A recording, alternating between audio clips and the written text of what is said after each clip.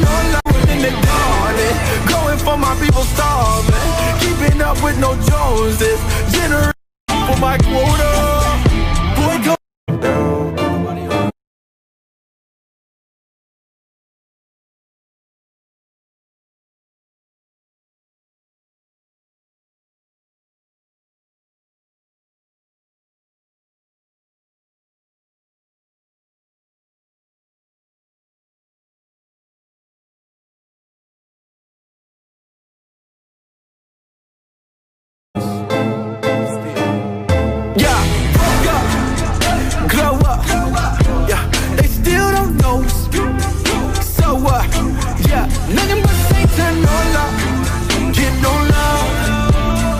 That's my bonus for my quota.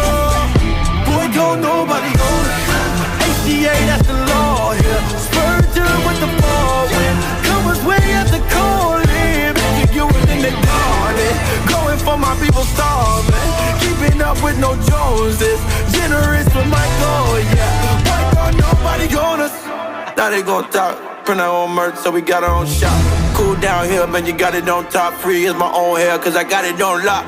Count it all lost, count it all lost. Excuse me, I'm just trying to touch gold. Finished on my last bit of dead, and love is my only possession. Nobody change my direction, no, nobody owns us, owns us. This right here in the corner. Too focused, all I can't focus. I am not no target. Boy, don't nobody know this. Whoa, whoa, whoa. Nobody know this. Whoa, whoa, whoa. Boy, don't nobody know this. Yeah, bet the bag on my, yeah, bet the bag on my health. Yeah, I am not by myself. Yeah, boy, don't nobody own it. Own it. Own it.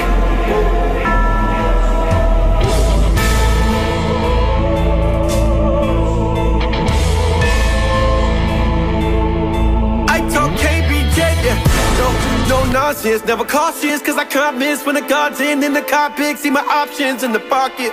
I don't need a quarterback from your profit. Not a conflict in my conscience. Comments never stopped him. Optics for the Godhead. I'm 92 Compton. Ride for the king. Dodge this when we charging. I'm not the bacon. I'm not the paper. I'm not the sales. I'm not the likes. I'm not the favorites. I'm not the streams. I'm not the cable. I'm not gonna fight for seats. I bought the table. God is able. So let me break it down with the vigor. Sit with this immigrant. I pick it and kick it. The spirit is quick and the lyricist. Trying to be like I'm sending them. Ain't no pretending. Here, period. You better consider the serious. This kingdom is killing it. I just get a check. In the jail with the set, all we do is rap. Ain't worried about the next one. I'm just making plays, Broadway in the flesh. I'm in my bag, I'm back to back, compassionate with a pastorate, with a fashion sense. Don't try to tell me how to act in this. I'm black and rich in the Nazareth, attached to him, little activist. And I'm back to biz and back some kids, the facts are lit. The immaculate fact it is. And we only want man, you mean glow up, yeah. A lot of y'all still don't know. So what, yeah. He said that can't hold up, yeah. I'ma tell y'all my motor. Boy, don't nobody own us. This right here in the corner.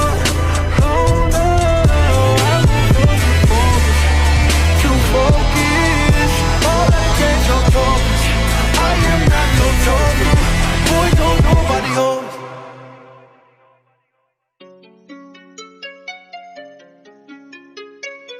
Put your hands in the air for Cardi.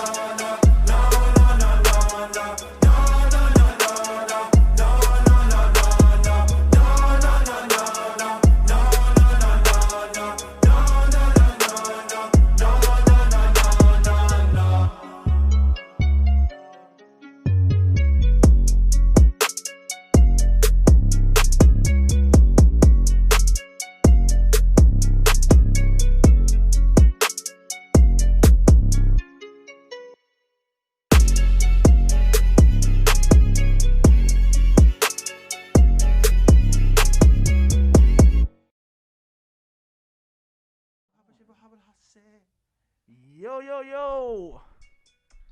We are live. Oh, we live now? Yeah, dog. We got a little thing. Hold the phone. What we look at that got a little delay.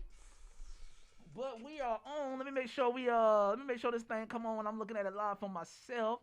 So let's see if y'all can hear us. Yeah, we are on. Uh-oh. Yep. We getting audio? Yeah, are we getting audio? Can y'all hear us? I hear you. Let me make sure that y'all hear us. Y'all let us know if y'all can hear us. Somebody said yes, sir. Oh, we in there. We on? Okay. We in there. We are on and popping. And this right here was a mini miracle in itself. Because Amin and I are here by ourselves. Our production guy is not here. He is out of commission. He set this thing up through the phone. And you know how much the devil love audio. Bro, the devil love. He get all in the audio. He go to concerts and unplug stuff. Yes. You know Speakers burst. Satan loves audio. Oh my gosh, dog. Hey, I got this mask on right now, y'all. I'm gonna take it off because we're 6 feet apart.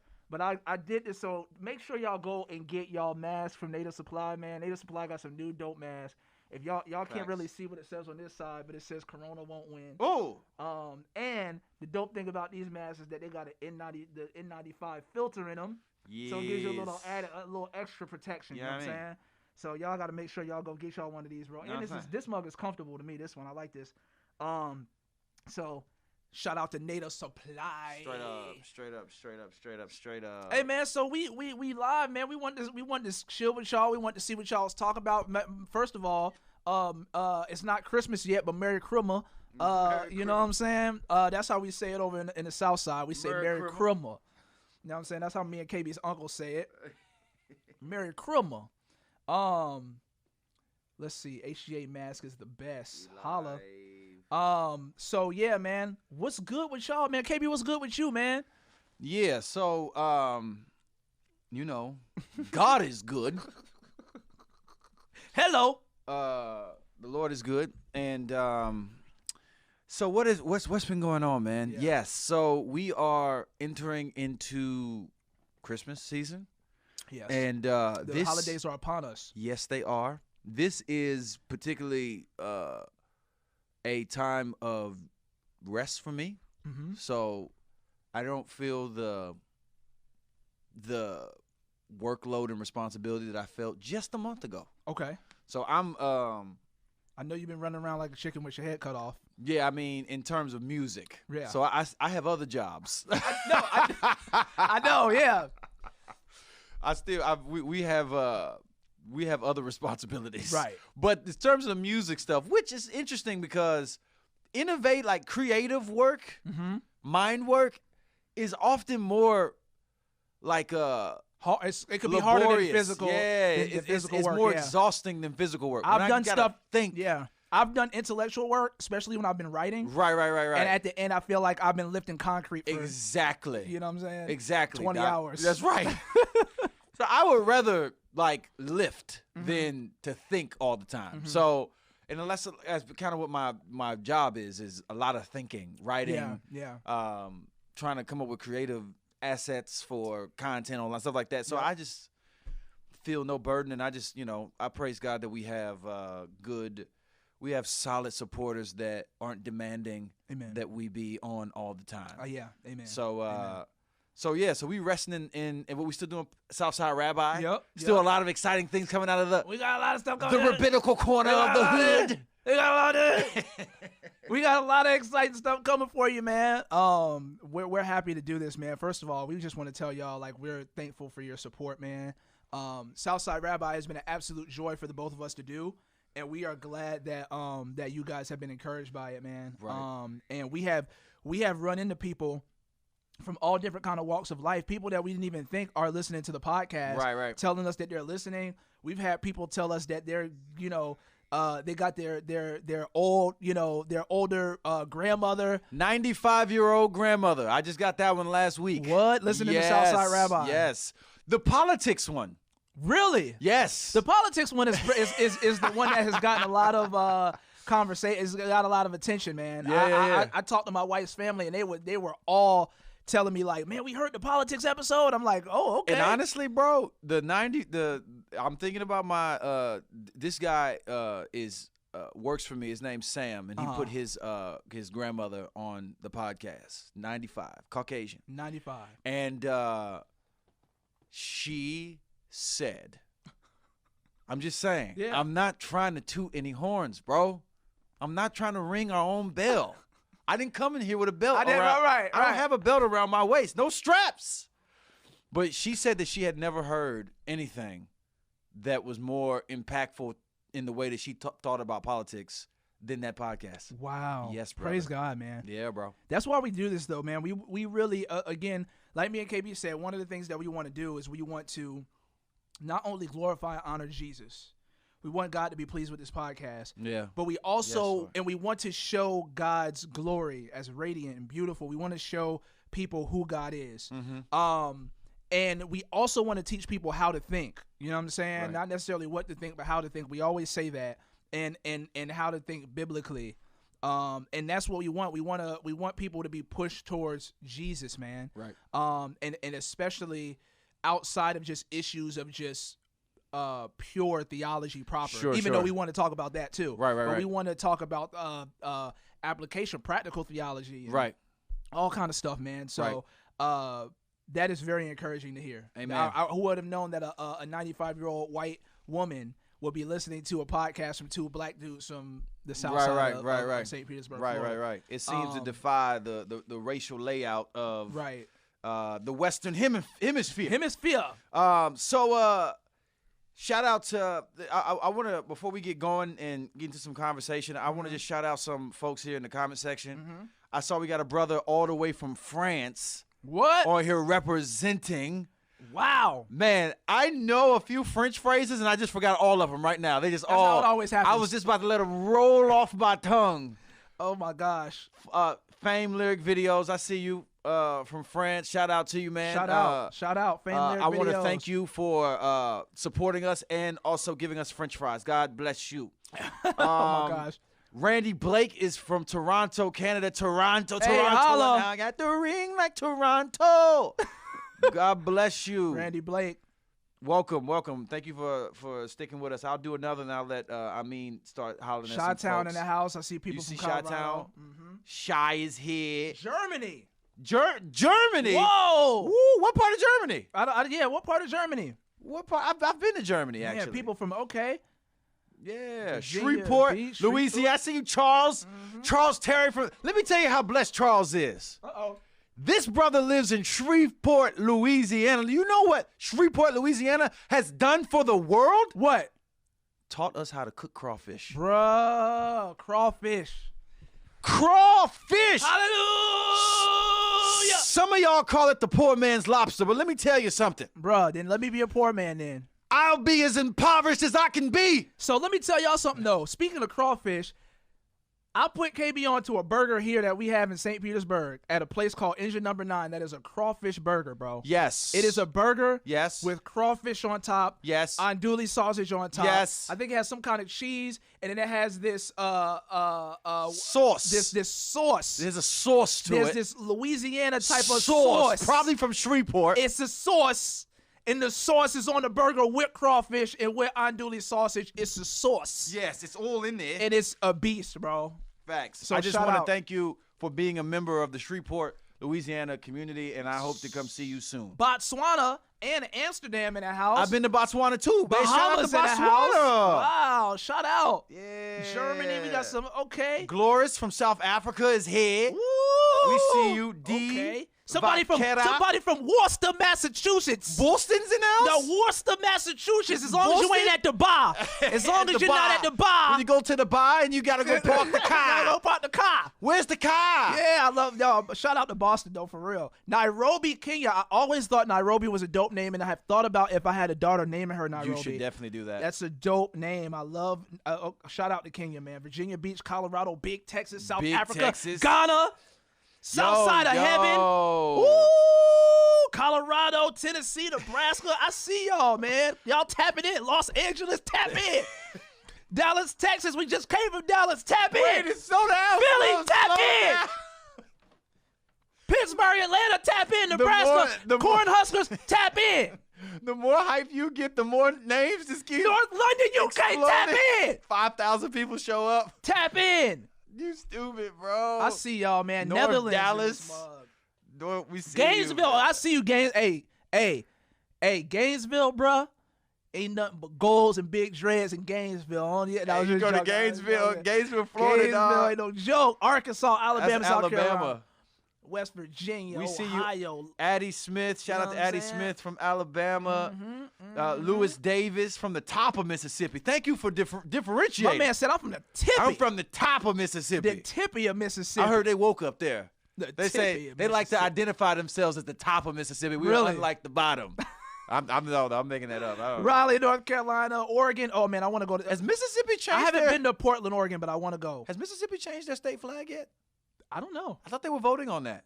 Let us know. They may still be voting on it. Y'all need to change that. If y'all need the Southside Rabbi, if y'all need the rabbis to go show up at Parliament, we will. No Duval, problem. sorry. Shout out to Duval, Jacksonville, in the spot. Minneapolis, Southwest PA. We want to say that we can't get out to everybody, but I see y'all Central Valley, California. That's Jared Johnson. Big from fan from Valley, Nebraska. Big stepping, neck popping, and all that. What's his name? Quentin. Neck popping and all that. Shout out to you, brother. Chastity. Oh, the flag has been changed, you said. Oh, praise God. Praise Tuscaloosa, God. Alabama Awesome. here. Somebody else said the flag has been changed. PNW, Pacific Northwest. I see you, Portland. Holla at your boy. Only place that I haven't gone, one of the only places I haven't gone yet that I still want to go. Heard that y'all can ride bikes all over the place there. All I need is a fixie I can get from where I need to go, point A to point B. Public transportation on point. Shout out to TJ Jenna from Zimbabwe. Wow. Zimbabwe, beautiful country. I've been there once before. Hey, Randy Blake said he just bought all his 5 kids here to get a shout out from KB, and it means shout out to your kids, all 5 of them. Yes, sir. You know what I'm saying? And Buffalo. then we'll do a few more, and then we'll get to it. We conversation. just want to make sure y'all get some shout out. Baltimore, we see y'all number, you know what I'm saying, number two when you do that. We see y'all Baltimore. You know what I mean? Nigeria, holla. Buffalo, what's popping? I know what's popping in Buffalo. Snow and cold. It's cold there. Jasper, Alabama, I see you. All right, so if we can get y'all to we would love to do a Ask Anything session with y'all this morning. Let's do it. So as we finishing up these shout-outs, man, if y'all are thinking through conversation, nothing is off the table. You can ask literally anything because I don't have any problem saying I don't know. Yeah. I don't have any So there's nothing off limits. So you can ask whatever, and we'll hang out a little bit. And thank y'all so much from all over the world. We've pretty much had folks representing the 4 corners. So the 4 corners, man. Straight up, that's amazing, man. We're encouraged to hear that. Somebody here's from Wakanda. Daniel's from Wakanda. Daniel's from Wakanda, man. Straight up. I'll let you, man. We need some of that. That vibranium. Some of that vibranium over here, bro. We can sew into our microphones, okay? All right, so I'm gonna start the conversation off while y'all are forming y'all questions. They said I was hyped today. I am a little hype. I had a little smoothie this morning. You know what I'm saying? A little nutrition. Hey, I'm over here. I'm trying to send you hints like, hey, say their names as well. He's like Detroit, Michigan, Wisconsin. Who is it? No, who's the guy? Who is it? No, like the Hodge twins. Oh gosh, don't those mention them. dudes, dog. Bro, I don't know. I feel like they drink pre-workout before they make YouTube. Well, videos. they do pre-workout. Well, first of all, watching them is a workout. Because my brain puts on. I literally, there's ripping of muscle every time I watch them. Muscles are ripping. Usually, my muscles in my brain are ripping because of disagreement, but that's neither here nor there. Dog, right now. I promise, dog, the Hodge twins, dog, laugh and shout for an hour, dog. And people love it, bro. Hey, more power to them. Listen, if the Hodge twins wanted to be on Southside Rabbi, would you go for that? If they want to come on? Yes. Yeah, I would do. Bro, I don't know. I had to think about that. If they invite us on their show, I would clear the schedule. If they said, well, if they want us to come on their show, I would. I don't know if I bring them on Southside. So much I would want to share with them, bro. Yeah. So like, did they have guests on their show that they disagree with? I haven't watched them in years. I'd be surprised if they had guests on their show that they disagree with. Yeah. It feels like when they make statements, there's these massive gaps of easy rebuttal. I feel like my son, who's 6, could be like, "Sir, that doesn't sound right." But there's nobody there to say, "Hey." But also, KBJ is precocious, so he's right. like 12 years old. KBJ does got a little bit of a mind on him. That man is. That boy's he's got me in corners. When I have gaps in my logic, Daddy, I hear you, but that doesn't make sense. That doesn't make sense. Let me tell you why. I love KBJ, man. Somebody asked what games real quick. Somebody asked what games I play on PS5. Let me tell y'all real quick. Okay, yeah, for sure. Because first of all, There's no rules it here. it was a long road trying to get a PS5. Yes. But God blessed me with one by There his was grace. a ram in the bush. There's a ram in the bush. Right now, I'm playing Madden, NBA 2K, FIFA. That's it. Hopefully some Cyberpunk and stuff later on. Maybe some Call of Duty, but that's what I got right now. So, but let's get to it.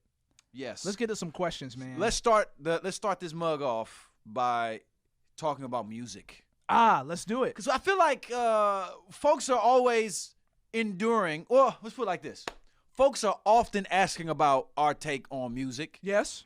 And we don't talk about it much. That's true. Probably on purpose because we are rappers or rapper adjacent. Right. And we don't want to be the shut up and dribble dudes. Right. Who only have contribution that relates to art. Yeah, that's true. Not that there's anything wrong with that, That is very per true. se, I know as what long you're as you saying. allow folks to speak to other things. Right. Because believe it or not, I don't spend my life, I don't freestyle to my kids when I'm teaching them things. I don't walk around with beats on, writing raps and creating songs. Like, I have other things that you like and that outside. you do. Right. Yes, guy, when I'm ordering, when I'm ringing up, at Publix and they say paper or plastic, I say, yo, the P boombastic. I think I need the plastic. A hazmat, this ass mask, I don't do it. Like, I have a regular dude. Very boring. Oh my gosh. All right, so let's talk about music. First thing I would love to talk about. What is your opinion? Whoa, okay. I'm in a hot seat, ladies and gentlemen. What is your opinion on Christians He can't even say it, y'all. Help KB out because he can't even say it. All right, hold on. I just got a text this morning from what? A brother and sister in the Lord that remade WAP. Now, let me give a caveat. Doesn't mean worship and praise? Because I would hope that's what it means. Bro, we all know what you can't not know what it means. And I've never heard the song all the way through. I heard a clip of it at the gym one time. Man, they was playing that mug at the gym. Oh, well, I guess it is kind of a gym. It would be difficult to have not heard the song. Yeah. You cannot watch the video. That you'd have to go out your way to do. All right. Now, some people feel like redemption extends to everything, bro. Redemption. Things are broken so they can be put back together.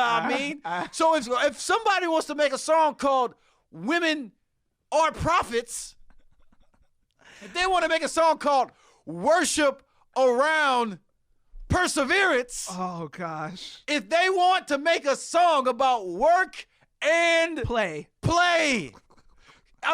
If I want to make a song called "Wisdom and Perseverance," why can't I do that? What's the problem with making a song? I think that Christians, in my opinion, we have to stop remixing songs like that. I just think that number one, I think that it shows a lack of originality, but I understand that people want to do it like as parody and to be fun. Redemption. We need to redeem. There's no everywhere the curse is found. You know how you redeem? Make your own stuff. Make your own stuff with its own redeemable content. You don't have to take that and make it into a song about worship and praise. You can make another worship and praise song, and it could be completely separate and opposite of what. Not only that, but do you really want to point people to WAP? Brother, what are we redeeming? That's the question. The question is if a Christian does a remix to WAP, they're gonna naturally somebody's gonna say, "What is this? What is this a redemption of?" And when they go in and hear WAP, they're gonna. they're going to say, well, number one, why did they listen to this in the first place to be able to redeem this song? They had to study the song to know where to apply the redemption. You can't redeem the world by running from it. KB is the same guy that if you want to do that, y'all might as well walk around with these Reese's shirts that say Jesus on it. Instead of Sprite, Spirit, Jesus died for my space in heaven. No, those shirts, y'all might as well put them joints on. Bro, man, I think Christians gotta stop doing stuff like that, bro. See, that's what's wrong. That's the kind of stuff. Bro. That's why people think that we're not creative now in the first place. Man. That and making bad movies. That and bad film. Oh, Christians have a hard. We do. Stop saying that. Stop looking like that. Don't tell me that Christians haven't made bad films that look like they were shot on the Samsung Samsung Galaxy S1. No, but honestly though, the worst is because Christians have money, bro.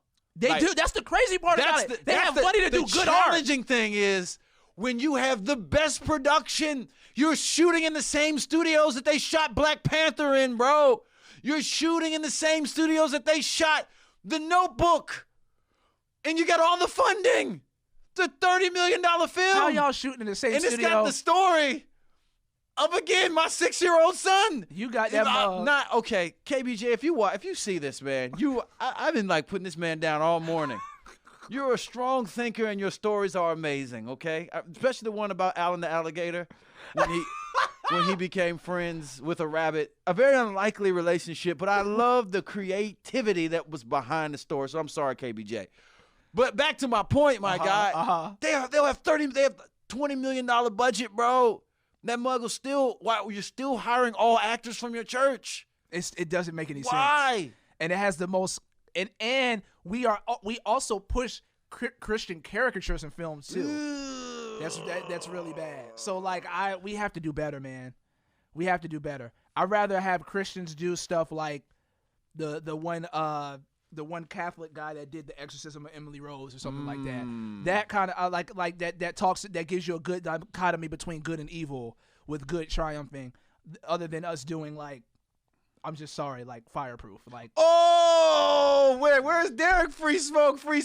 You know what's funny? The message is good. Nobody will downplay the messaging. No, but the art. I was watching Fireproof and cringing almost the entire movie. But let me put something in contrast though. Uh-oh. Sitting next to me was my father-in-law. Who loved it, bro. He loved My that uncle movie. loved it too, bro. He says it's a top 5 film, My bro. uncle loved that and the other film that came out afterwards. I have a video. This happened to him and I twice. Well, we were watching this video, my guy. Y'all are watching film. We're watching a film, a Christian film. And it's terrible. And I'm watching it like, oh, no. Y'all couldn't have just, this is not even, I'm not even saying you got to be Steven Spielberg. Right. You don't have to be, you don't have to win an Emmy for this, bro. I'm just simply saying, could you take out the wig being backwards? Which gets to, hold on, Tyler Perry. Bruh. But here's the thing. I have a friend. Mm-hmm. I'm going to put him out. No, I'm going to put him out. Don't put him out. I won't put him out. Y'all, that's my... Should I put him out? I'm going to put him out. Oh, it's too late. Me and Trip Lee. This may be a bad decision. I'm sure he'll text me if this I immediately regret this decision. It's already out. This is live. You can't edit live. Right. Me and Trip Lee argue about Tyler Perry all the time. Not all the time. I would love to be in that conversation. First of all, Trip is one of my favorite people in the world, bro. You tell me. Like a sleepover of middle school girls, bro. We'd be on the bus talking till 4 a.m. about all kinds of stuff. Oh, dog, that sounds like my kind of party. Yeah, bro. It's dope. He reminds me of our relationship in a lot of ways. Yeah. Trip and I have fought tooth and nail about Tyler Perry. I would love to talk about that. Tooth and nail. And without putting – so I don't want to put him out anymore. He is not as pro Tyler Perry as I am, okay? Most of my friends are anti-Tyler Perry. Especially in that last one that I showed you. I sent you text messages when the lady's wig was different in one scene and then the very next scene it was different. Yeah. Tyler Perry showed a text message come in on the phone and it showed that the phone was in the photo section of the iPhone. Just regular. They were at a diner. They shot the film in 3 days. They were at a Waffle House diner. With a glass of wine? And the waiter came with a glass of wine. Like they were at a fancy restaurant. do anything else with your fourth course? Well, maybe. I hope you guys keep this wine in the cellar and not next to the guy that's picking up the eggs off the floor. The place that they were sitting in had a drive-thru on the outside. Hold on a second. Hold on. Wait. And the waiter with a towel over his hand serving wine. Because honestly, Tyler Perry in some ways is the black gospel version of what we accuse a lot of Christian filmmakers. That's exactly what it's happening. I mean, it's exactly what it is. In some ways. And they're both doing the same thing. They're feeding their niche. Their niche don't care that wig is backwards. Not that and here's the thing, it doesn't make their niche unintelligent or dumb. It's just that they like what they like. That's true. Christians like corny movies.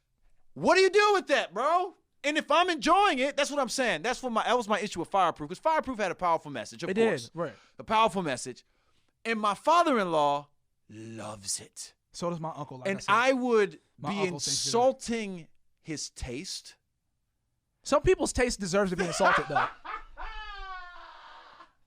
You need this insult, If my uncle came and said, hey, you need to sit down and watch Fireproof, top 5 movie of all time, I'll be like, sir. We're going to fight. There's going to be an issue. I don't know what to tell you.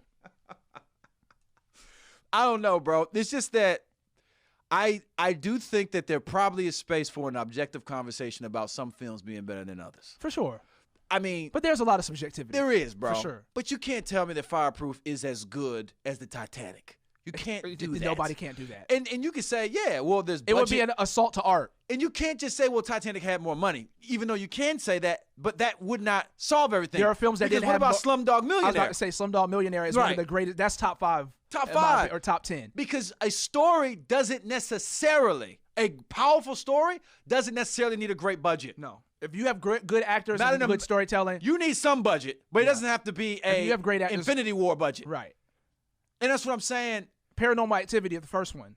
There you go. Was really good. $17,000 movie made millions. But the thing is it the technical excellence of the art, or is it the story that is most powerful in the film? And that is going to be decided by the consumer. Because for me, it can be message and story. And that's what it is for a lot of Christians and for a lot of black folk that love Tyler Perry.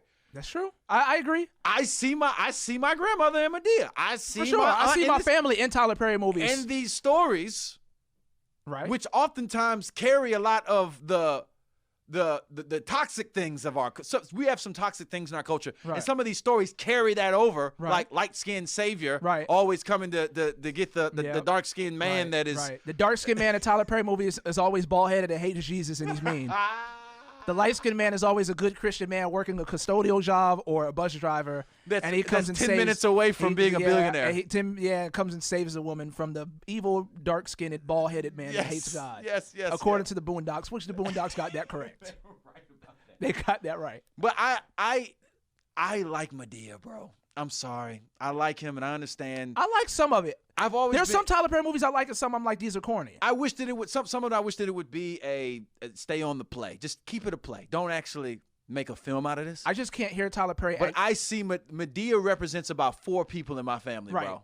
And when I watch it, I feel a nostalgia that allows me to ignore all of the preferences that I have for excellent technical art. For sure. I'm not going to say that I can't deny that the excellence is missing. I think Christians do, but I don't mind, and I think that's what a lot of Christians do with. And they do it, and they do it for the messaging. Yes, mostly. Yes, but you got to ask yourself: are we hurting our message when we are intentionally, like, usurping regular, like, just baseline good art? Right. Yeah. Right. That's bad. And I would say that in music. So that I'm even picking up on the hypocrisy in myself, because I wouldn't take the Medea metric to music per se. Because I think it depends. The consumer has so much to do with it, bro. Because if I'm discerning the difference between the message and the art, which oftentimes is not a discernible difference, they are intertwined. Right. So it depends who you talk to. You know what I'm saying? That's why just do it good. Like, do your best and make it amazing. Right. You know what I'm saying? I like that. And don't cut corners. You know what I mean? Yeah. But I agree with that. Yeah. That's a larger conversation. That is a larger conversation. Let's go to the comment section now. So what's up, y'all? What do y'all want to talk about? Some people was talking about some Christian movies. Are we making a HGA version of Witness and Protection? What? WAP. Did we agree? Did we land on that? Did we say that we're able to redeem that? No. Can we get a consensus from the comment section? No, we're not doing Does that. Amin need to make? People in here were asking if I rap and do I rap good. He does rap good. I used to rap. Let me put it that way. I think that I was a good rapper. I just dropped it to start focusing on intellectual pursuits. Somebody said I should be on a Lil Boy remix. I don't know if there is going to be a Lil Boy remix. You should be on a Lil Boy remix. We hadn't thought about that this very moment. We should definitely do that. Are there people in the music? What else do we have? Somebody said, all right, you want to pick a question?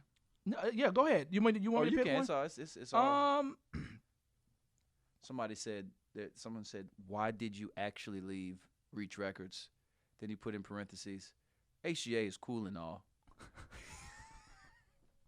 Hey, I'm giving you your tone. I'm not sure this is your tone, but it looks like it says HGA is cool and all. But you representing Reach was even cooler. You were the third artist I listened to after Lecrae and Tadashi, 116 Unashamed. So Max 1M16er, that mug is in your name and your profile. So I am assuming that you Somebody asked about Reading While Black. Sorry. Ooh, let's do that one. Great book. Let me ask this question real quick though. So I share your love for 116, brother or sister. I'm not sure. I think it's a brother though. I think Max is your first name. But if you check out, let me give a shout out to my brother Ruslan. His platform is Maximizer. What is the name of his podcast?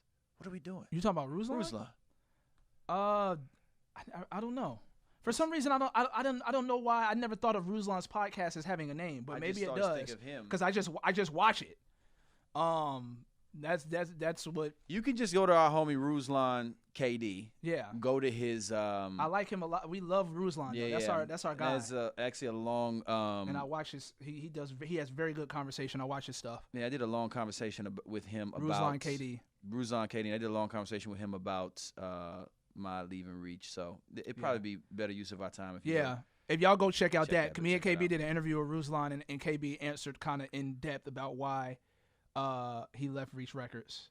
Yeah. So y'all can go check that out. Yeah. And then also show our homie Ruslan some love, man. Follow his podcast and stuff if you're not.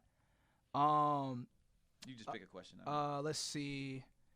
Like I said, somebody asked about the book Reading While Black. All I would say about that right now is read it. It's really good, and don't let the title make the title could be a bit misleading, and that's why I actually like the title. But if you haven't read Reading While Black, read it.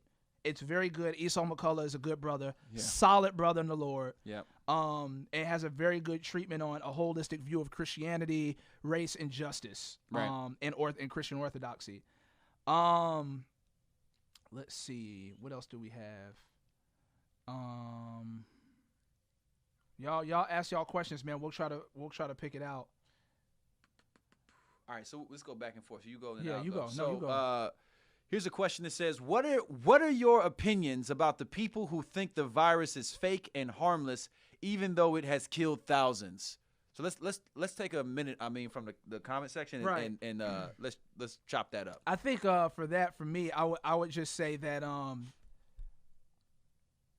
we have to be dedicated to facts. Right. The fact is that the virus is not harmless. It has taken over 200,000 people's lives. Right.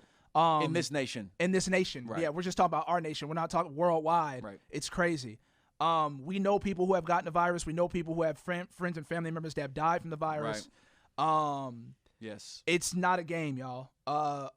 And so for people that don't want to take the virus seriously, I think that there's a deeper problem for them than just the virus. There's a problem about neighborly love. Right. And then there's probably an issue there when it comes to politics and facts. Right.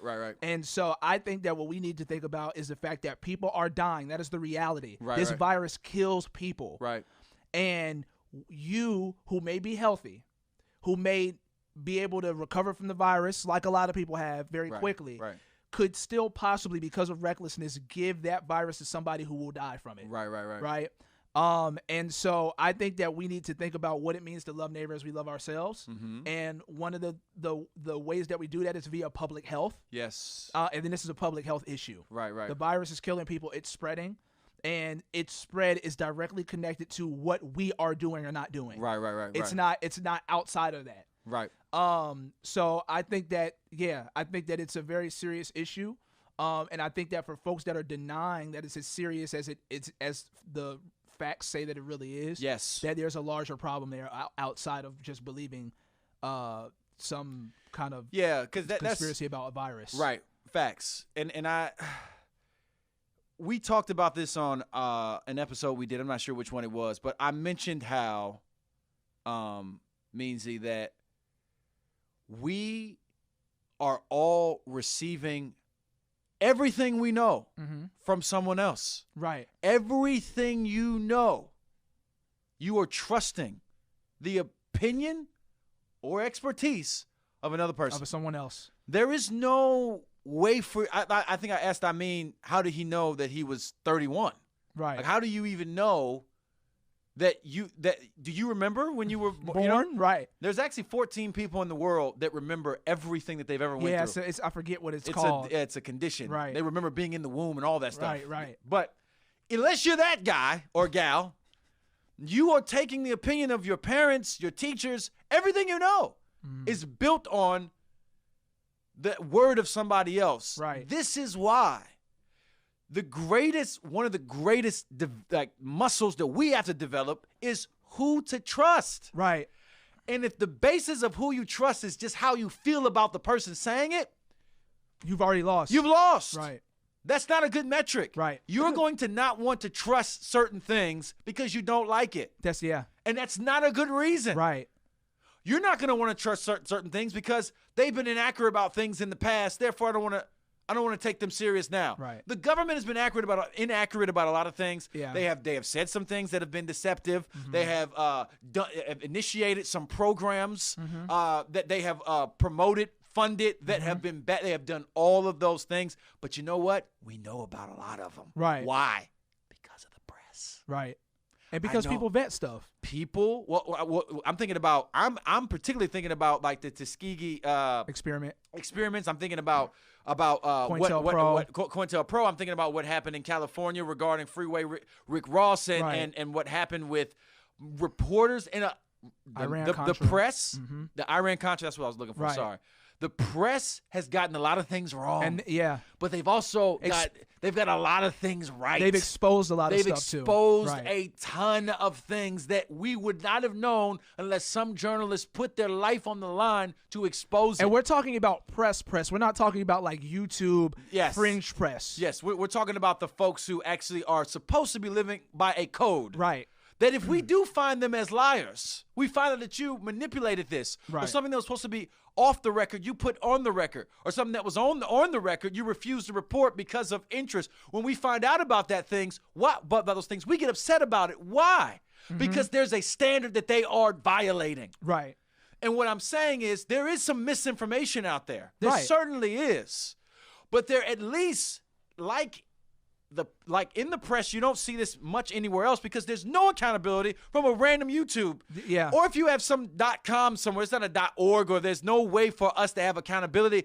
There's not even the chance of holding anybody accountable. Right. So what I'm saying is this, is that we have to develop a muscle by which we can discern who deserves our trust and who does not. Right. How I feel and that they've been inaccurate before is not a reason to throw the baby out with the bathwater. Right. Your doctor's been wrong before. Exactly. He certainly has. It doesn't mean that you should never trust doctors again. We should not. Now we should get all our information from YouTube. From Jimmy at the corner store who says you can't trust nobody. And let me tell you about what I heard from some South American guru that I was no. And not only that is a big deal too, because one of the biggest people that said that he regretted doing that was Steve Jobs when he got cancer. Really? He said that he regretted for so long not actually going going to the hospital, doing the things that his doctor suggested in Western medicine because he believed that he can use all of these holistic things to heal his cancer. Wow. And he said that he thinks that if he would have been able to do it,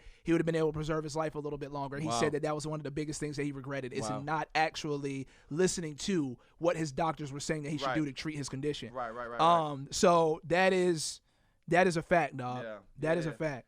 Yeah. So I just want to say, man, like, I understand. I understand distrust, and but I do think that it's important for us to understand is that because a media outlet isn't mainstream does not make it more trustable, more reliable. Just because a media outlet is mainstream doesn't make it more reliable. On either end of the spectrum, you have to do the work of sitting with the information, Right. and working that muscle of discernment. Right. How do we determine if things are true? And I'll tell you what, just as a free piece of advice, when the Bible says, I'm not trying to say that the Bible talks about how we should feel about the press, but I do think that it gives us a metric for discerning truth. When the scripture says, let things be confirmed out of the mouth of 2 or 3 witnesses. Right. There's an assumption that a voice of qualified individuals confirming this thing Right. is a good reason to trust it. Right. Now, hold on. You can find a choir of individuals to back and endorse anything. Especially in the information age. In the information age, if you want to believe that the president of the United States is a lizard, yes, you can find people that will support that. absolutely. You'll find there'll be thousands of them. Right. Right. But the question is, those people who are supporting this particular claim, who are they? And do they have individuals that would then endorse them? This is why we talk about credentials and expertise. Right. Right? Is that if you graduated from a prestigious university, it doesn't automatically mean that everything you say is right. But it does say that there's some kind of bona fides, that there's a board of people that say, we're going to give them the endorsement of our institution. Right. That they deserve to speak into this because they've passed the bar. Right. Or they did blah, blah, blah, blah. Again, it doesn't mean that it's fail-proof. Right. But there's layers of credential, right, that you can go through. That talk about the kind of training that you've had in expertise. Exactly. Right. And then those people that trained you, the training that they had, and the people Right. that trained them, the training that they had. Right. All of those things come together for us to form our opinion. And it often defies what we're feeling. When I get on airplanes, which I have been on hundreds of planes, all kinds of different big ones, small ones, private, you know what I'm saying? Right. On and on. Short ones, tall ones. When that plane starts shaking, my heart drops 50% of the time. Right. And I have to tell myself, you likely won't die. Okay? There's nothing about the information that I already know that being on a plane and it's shaking is not a symptom that the thing is about to go down. Right. I know that. I've been on hundreds of flights. The plane it didn't go down. Right. And I've been on some bad flights. People throwing up, screaming, all that stuff. Pilot getting on worried. I've been on those flights. Ladies and gentlemen. Yeah. I would tell everybody that everything is going to be okay, but I don't even believe that myself. I don't now. believe that. Now I'm a man All that shoots I it will straight. say is, please, if you have a God, He said, pray if you to have a him God, or her. call on That's them. what he would say. Yes.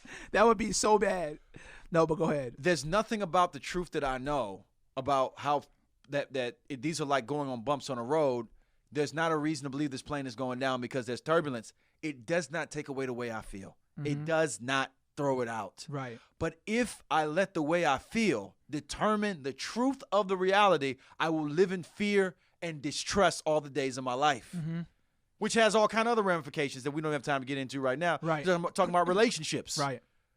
What's the basis of you trusting your spouse or your girlfriend or your boyfriend? Right. There has to be some bit of faith in what you see that defies what you may feel when you wake up at 3 a.m. thinking, I think they're cheating. You know what I'm saying? So what I'm saying is that those feelings must be guided by a robust muscle for discerning truth that looks to witnesses that are qualified to speak on the thing that they're talking about. And I think that's what we have worldwide with this pandemic that even enemies of our country are all joining a witness, saying that this is real, take it serious. I'm thinking about I got to look him up. This politician that literally just died last week, and his dying words were, "We were wrong. Wow. This thing is serious." Then he's dead. Right. So we want to avoid all that. Yeah. By loving our neighbor, taking this serious, so on and so forth. Cool. I agree with you 100%. Let's see. Somebody asked what's up with the Black Skull. Oh, let me say that real quick because a lot of people have asked about Leroy Jenkins. So this Black Skull, we literally essentially got it in the beginning for style because he was black and had gold teeth. And the gold teeth represent a lot of kind of, me and KB are from Southside St. Pete. A lot of folks in Southside St. Pete have golds. We call it being slugged up. And we have made a kind of parody by naming this skull Leroy Jenkins. Facts. And but it's for style. It is not I think people ask because they think it's demonic or something like that, and it's not. Number one, you have a skull. Yes, you have one. The skull was God's idea. You have a skull. God made this. It's in your right now. The reason that you're able to talk about the skull is because your brain is sitting inside of one. So a skull is not necessarily just demonic, but it's what God has created. So a lot of people look at a skull as like a memento mori, which means like something that reminds you of death. Maybe that's good, and it should be good for the believer to remember that. Right, because the cross definitely reminds us of death. That's definitely what it does. So yeah, that's the thing with the skull. It's so funny. Real quick, we have been we've been asked about that skull a lot, and I think a lot for our African brothers and sisters who are watching, and I think that culturally skulls have represented demons. Right. You know what I'm saying? Mm-hmm. And that is okay for you to be like, yeah, I don't want skulls in my house. Right. That's fine. Right. But there is an example in the Bible where Paul is dealing with a icon or he's dealing with a something, a thing that culturally is connected to that which is demonic. Right. And what does Paul say? Paul says, listen, I feel you. And when you come around, I'm putting that skull away. Right. I'm good. Yeah. I don't love this skull so much that I couldn't move it when you come over for dinner. Right. But let me tell you, this is a sign of your weakness. Right. Because skulls belong to God. Exactly. In that situation, meat. Yep. The cow doesn't become demonic because people worship it. It's not a demon cow. No. And there's no demons and that are if there inside was a the demon meat, in that cow, the minute you put that thing on a griddle, it's gone. It is gone. And the minute that you bless it, you bless that thing, the demon it doesn't have residence. That mug is gone. You feel me? You know what I'm saying? Yeah, you're right. That's actually the more biblical response. When I bless this thing, it can be taken with thanksgiving and be glorifying to God. So anyways, I think that it's we're weighing that, right? So there's in one respect we need to ask ourselves, is this thing evil before God, even though it's evil before my culture? Right. That's a good question. Yeah. Good question. I like that. All right, let's try to answer quicker because people have a lot of questions. So I'm gonna try to keep my comments to a couple minutes. And Meansy I'm sure you'll do the same. Yeah. Who is Brian? Is Brian angering a lot of people? Yeah, Brian has been in here wilding. What is Brian saying? He's just been in here talking about how, the virus, people are trusting in these doctors and they shouldn't, and y'all need to trust Jesus more than y'all trust man, and that's why I didn't even speak to that. Let's see. Somebody said certainly don't know demon plants. Eat some plants, yes. Hey, when you do a collab with Governor B, I like Governor B. Governor Hello, B's mate. the man. Hello, mate. Governor's the man. Let's see. All right, so Virtuous J asked, what was your inspiration for Masterpiece? Ooh, good question. Yeah, so Masterpiece is one of my favorite songs on my album. We are working on a video for it right now that we will probably be releasing in the new year. It's a song, it's a trap ballad about my daughter, Nala. Her name is Nala Magali Burgess. The reason why I just tripped a little bit right now. What? Like, you know your daughter's name? What's that girl's name? What it was? I call her Nala Spurge, all right, which is my middle son's middle name, Keanu's middle name, because she looks exactly like Keanu. She does. Oh my goodness, they are literally twins. Like the iPhone face recognition confuses them. Wow, that's crazy. Yeah, they look exactly alike. They do though. So I call her Nala Spurge, and then I want her. Women theologians are needed. You hear me? Where are the women theologians? Rise up and take your place. Please tell Paula White to sit down somewhere. Well, we love why am I forgetting? Sandy Richter. Sandy Richter. Obviously. Sandy Richter. Amazing. Jackie Hill Perry. Jackie Hill. Beachley. For sure. Anyways, the song is give me 60 seconds. It's a song about my love for my daughter. And I try to make songs off of moments. And the moment I literally was writing the song in, I had the idea for the song before she was born. In fact, I have been wanting a daughter for 5 years. I have said in several songs, you can tell my daughter. You have. You can tell my daughter, or I just saw my daughter, something about my daughter. And before she even existed. Speaking proleptic. I was confident that the Lord was going to do it. And he did. So anyways, long story, I'll tell the story some other time, of the birth of my daughter, because I actually missed it. My wife went into labor as the boarding door closed on the airplane. I couldn't get off the plane. So as soon as I got to Nashville, and I hopped on the next thing smoking back, but I had to watch the birth through FaceTime, and it was this emotional. It was crazy, because I felt how could I not be there for my wife? I shed tears, so I felt like I had failed her, and I finally got back to the hospital from Nashville. I had to fly to Orlando, had to pay a driving service to drive me to the hospital, and that only got me there like an hour earlier if I would have waited, but that's okay. I was like, I want to be here with her as soon as possible. I walked into the hospital, to the room. I guess I am telling the story. I got back to the hospital. I got into the room where my newly born baby was, and my wife, and my sister-in-law was there, and my wife almost immediately told me that the FaceTime call had this crazy impact on the nurses in the room.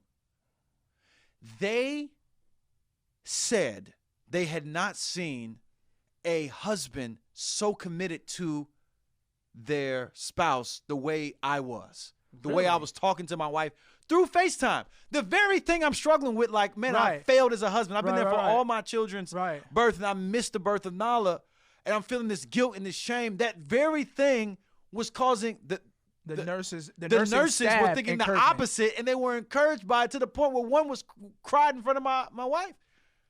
It's like, I can tell how much he loves you. I can tell how much he loves you. Even before I walked into the room, one of the nurses said, "Are you the dad?" Wow. "Are you the dad that was on FaceTime?" I was like, "Yeah." Just before I knew anything, I said, "Yeah." I got defensive. I was like, "Yeah, that's me. I should be good to go." And I checked in down. They was like, "No, you're good. You're good. Just thank you." I was like, "Wow, for what?" I had no idea, bro. And then my sister-in-law was there, and my wife had been looking for an opportunity to really engage with her and have a moment that they could share, bro, for their relationship. And that happened. And I felt like the Lord said to me, "I don't need you." Right. And you can be at peace in that. I can make sure your wife is taken care of and your daughter is delivered and that my name is glorified and your family is protected without you. Right. And he very well could do that by bringing me to himself physically tomorrow. That's true. And I would need to trust that he could take care of my family. Right. Because he can. Yeah. And I felt the Lord made that abundantly clear to me. And the situation was a masterpiece. Yeah. My daughter, how God brought her into the world, the message that she brought to our family, it was flawless. Amen. And then from it, I wrote a song. So anyways. Mortal Kombat, flawless victory. Flawless victory. Flawless victory for the Lord. Oh, man. So, all right. Let's keep it going. Meansy, if you want to. Somebody said, does I rap? Does I rap? Does I rap? Doesn't mean rap. I used to rap, like I said, back in the day. What do you think about the Gnostic Gospels? Please, KB, here. They're great. I believe they're awesome. You talk about like the Gospel of Mary and stuff. Is that what? Maybe. Yeah, maybe he's looking at it. Or maybe like maybe he's talking about something. Yeah, I'm not sure what I think I know what you mean by Gnostic Gospels. If that's what you mean, we believe that we're Orthodox here on this side. So there may be some great arguments out there. Yeah. For why we should listen to the Gospel according to Enoch. Okay. I actually had the Apocrypha that had the Book of Enoch in it and stuff like that. I've heard there's it's some good really history. helpful historical stuff in there. Yeah, it's good history. It's good historical stuff in there. Of course, like I said, I wouldn't take it as Canaan, but it's actually interesting to read. What else do you guys have? Let's see.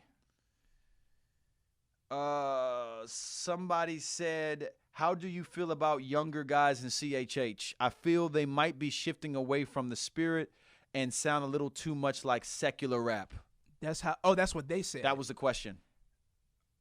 There was a question in the comment was at the end. I would like to know what he means by sounding like secular rap. If he means like content, I could get where you're coming from. I don't know if you mean sound or like their content sounds like like secular rap. So yeah, I would like to clarify that. I don't know if you want to take. I think he's probably speaking to I think what I mean says a helpful distinction. If our music sounds more like mainstream hip hop sonically, then we should praise God for that. Yeah, that's no problem. Mainstream hip hop, in terms of sound, they have that taste making and technically excellent. They're excellent technically, yes. You know what I'm saying? Right. So I think that's a powerful thing. But yeah, if you're talking about in terms of content, if it's sounding like secular rap in terms that they are saying things that secular artists would say, right, then I would want to first appreciate, is what these secular artists saying problematic? Like if you are celebrating your love for a woman, if you're celebrating, right, rejoicing, or if you are talking about things that are common, right? Common grace, stuff that's praiseworthy, true, and beautiful, which you do have some of that happening in hip-hop. Not a lot. But there is some of that happening, and I think even those things can be difficult for the Christian fan, again, who the consumer sets the temperature, man. Right. We know what we want from the people we're listening to. So if you start talking about your love for your F-150, I have the right to say that this is veering. Yeah. This mug, this mug is off. Right. And you can not listen to them. Right. You know what I'm saying? I think that that's valid. However, I can't say that you are somehow compromising your faith because you're singing songs about your F-150. Right. F-150s belong to Jesus as well. So I want to be okay with that. And this is probably what you're saying, because you're probably like, I get all that, KB, and I'm sorry. Forgive me. But if you're saying, I'm hearing dudes, owning people, you know what I'm saying?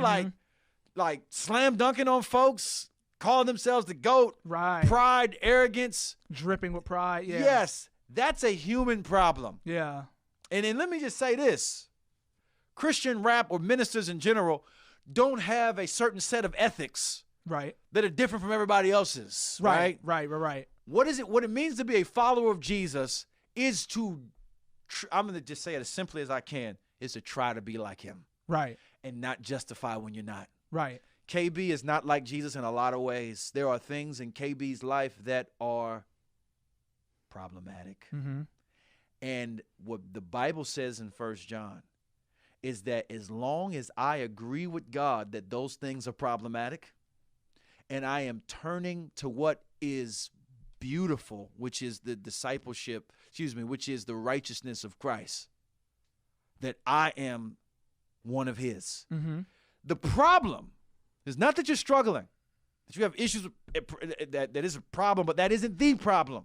That is a problem, isn't the problem. That which keeps you out the kingdom is that when you say, I got problems in my life that God says are problems, but I don't disagree, I don't agree with him. Right. I don't agree. I don't think that I should have to do anything about this. In fact, I am going to sanitize this and put it in my music. That's when we get into issue. That's when we say, okay, we got a problem here. Right. I'm not mad at one of these young Christian hip hop artists slipping into saying something they shouldn't have said. Right. All of y'all are my sons or something like that. Right. You know what I'm saying? Or, you know what I'm saying? I'm not mad at you. I'm not mad that you know, you're in one of your songs, you talk about how you're trying to get the check, and it can kind of seem like it can go either way. Kind of. Yeah. I'm not tripping over that type of stuff. Yeah. I'm not trying to strain gnats. Straining gnats and swallowing the camel. The Right. camel that's being swallowed is when I got a song where I'm talking about shooting people. Right. I mean, That's bad. I'm a Christian rapper, but I'm talking about killing folks. Cause I kill. If you try me, I kill. And let me just Because I kill. Let me say something real quick. Can I say something real quick? Say it. Let me say something real quick. I am not a gangster. Mm-hmm. I am not a gangster. I've never been. I've never sold drugs. I've never said I've sold drugs. I had somebody come to me and say, "Man, I thought you said you sold." I've never ever said that. If any journalist has said about me, they are lying. Right. Okay. I have a very limited relationship with using drugs. Very small. Nothing worth mentioning. Right. And I'm not trying to say that because I want to seem more pure. Nah, I just literally I did a little bit of weed before I was a Christian. That was pretty much it. Okay. Mm-hmm. Nah, I got friends. I told him my homie Aaron. Aaron was out there. Okay. All right. Like, you know, heroin, all that kind of stuff. But listen, I'm not a tough guy, but I am fairly sure. I'm sorry. Maybe I should even. It's coming out on me. Go ahead, do it. I think if there was a physical altercation with most rappers, Christian or not, where they were attacking me and we were fighting, I don't think it would go well for them. I don't. I think that I know how to fight. I do. I'm not a violent person. I have not been in a fist fight, like in the streets, for over a decade, bro. Mm-hmm. Haven't had a fist fight in 10 years. Mm-hmm. But I've been in a lot of fights in the ring. Mm-hmm. I was in one last week. And it was great. We hugged afterwards because it's a sport for us. Right. What I'm saying is I could come off as I know how to fight. I could flex that in front of a lot of folks. But I don't want to because I don't want to invite that kind of energy. Right. And I'm getting from some folks that they're inviting that kind of energy, and they're not that kind of people. Right. They're not even those type of, you're not the type of person that would do any of this stuff. Right. That then brings another layer. You're faking. Right. Which is what a lot of mainstream artists do. Exactly. You listen to these dudes, they sound like they could beat up an entire army. Right. They got enough guns to take on all of Afghanistan. Yep. This is not who you really are. Right. That's a trait of mainstream rap that cannot be adopted by our people, bro. Yeah, that's true. Not only because being people of violence is ungodly. Right. We are peacemakers. Right. But in addition to that, you're lying. Yeah. You're being pretentious. You're not a tough guy. You're making yourself be someone that you're not. You're not. And we've seen that. We've seen that happen. And several rappers get slapped up or get, you know what I'm saying? But again, we can't. I'm just being honest. But we can't. Like you said, we are not people that are promoting violence. The kingdom is not promoting violence. Come on, it's not kingdom. That's not kingdom people. Come on, That's bro. not being kingdom people. Kingdom people don't promote violence. They promote peace. That's right. Because we have. Let me just use this quick analogy. Speaking of the fighting thing, I feel I would Jake Paul, for example, or Logan Paul. Mm-hmm. Either one. Tonight, if I could fight them tonight, you would do it. I would sign a contract. I'd do it for free. You don't got to pay me. I'll show up. I feel confident I can handle myself in the ring with either one of them. Right. I've watched both of their fights. I've been boxing longer than both of them. Right. They are younger than me. Yeah. So they probably have youth over me. But outside of that, technically, skill wise, they don't. I would do it tonight. Right. I'll do it tonight. Right. So I'm not I feel confident in my ability, but I know that I couldn't step in the ring with Floyd Mayweather.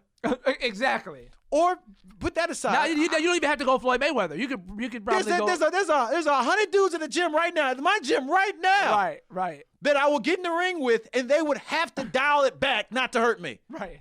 100 dudes right now in Tampa alone. Right. They'd have to dial it back, or they would literally. Right. I would be urinating blood if it'd be that easy. Your kidney would be like. Ah! Oh man. But I know it's the fact that there is the fact that there is a world greater than me that inspires a kind of humility in me. Right. It's like bragging in front of the Grand Canyon about how big you are. Right. Arnold Schwarzenegger can stand at the edge of the Grand Canyon.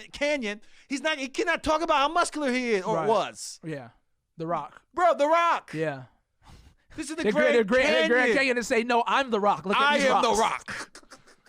Or take the strongest man in the world, throw him into the ring with a young adult bear. You don't even have to be a full-grown. That's so true. A young adult bear. And he will. Humility sets in fast. You can take Yao Ming and put him in front of Mount Everest. He said, take the most muscular man and put him in with a cub. With a cub, bro. Not even a bear. It could be a lion. A smaller lion. When you realize that there's greater than you, right? It brings up a bit of humility, especially when that person's in the room. Have Usain Bolt line up next to an ostrich. I could be bragging about Native Supply, then Jerry Lorenzo walks in. Oh, hey Jerry, what's up, man? What's going on? Have you bought my clothes off of Nike.com yet? That's all Jerry Lorenzo has to say, bro. What shoes do you have on? I rest my case. Oh, got you. Are those the new Air Fear of Gods? Do you have HGA Jordan 1s? Where are those? Okay. So you shouldn't be bragging. I'm a designer. Talk about how decent of a designer you are, Virgil. Because when I was in the hallway, I thought I heard you talking about how strong your sales were. I thought you were talking about your milestones, and I'm happy for you, but it seems like you were flexing on that guy because his sales aren't that way. And listen, it's good to be happy about where you are. I was there 10 years ago. So I appreciate that, but so in light of the greater, humility, it should set in, especially when the greater is in the room. Yeah. And here's the thing about the Christian rapper. Your God is omnipresent. He's always always in the room. Always in the room, dog. So what's the impetus of your flexing on other people? Zero. We're not talking about being encouraged by your success. We're not talking about you being honest about your success. It's not even talking about you being honest about the things that you want to accomplish, but doing it at the expense of slamming on other people, downing other people. That's ungodly. It's ungodly. It's the way to put it. And God can take it away from you in the drop of a dime. Facts, cuz. Let's not forget that. Watch out, little boy. Let's not forget that. All right. Somebody said, "Watch out, little boy." I saw the comment. Yeah. Very nice, Nicholas. Let's see. Man, I love your name, Nicholas. What is it? Am I saying that right? You got hyphens on the A and the Nicholas I. Dominguez. Ooh. Nicholas Dominguez. All right, fam. Let's do a few more questions. Few more.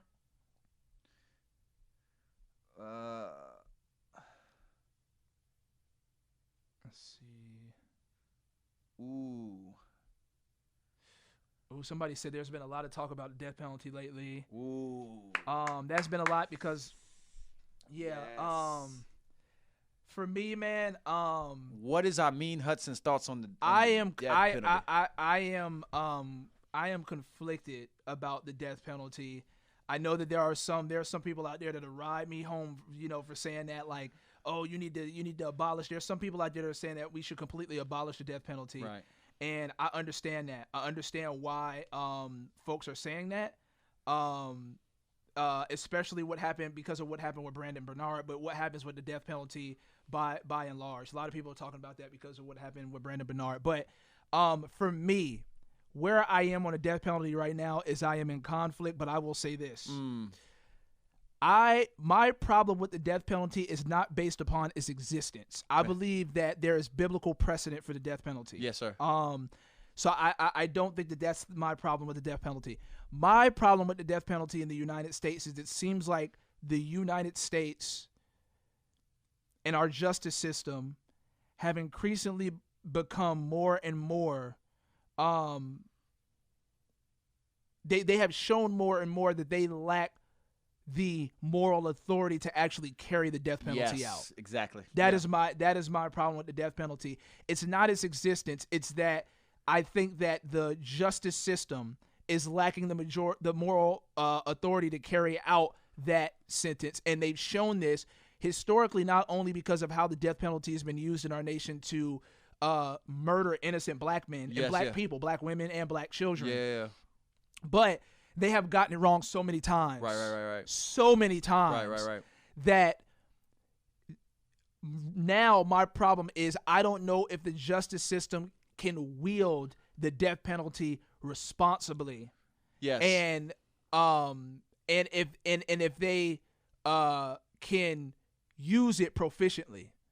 Facts. So for me, it's like if I see someone, as a lot of people know, I like guns. Yes. If someone cannot handle a firearm responsibly and proficiently, one of the greatest things that a person should do is take that firearm from them because they are a threat to themselves and to other people. Right. Doesn't mean that firearms It doesn't mean that that firearms are bad, that you should get rid of them, but it does mean that the person that is wielding it, you should take it from them. Now, in this case, we cannot necessarily, I mean, I guess we could take the death penalty from the nation. I don't think that that's the answer.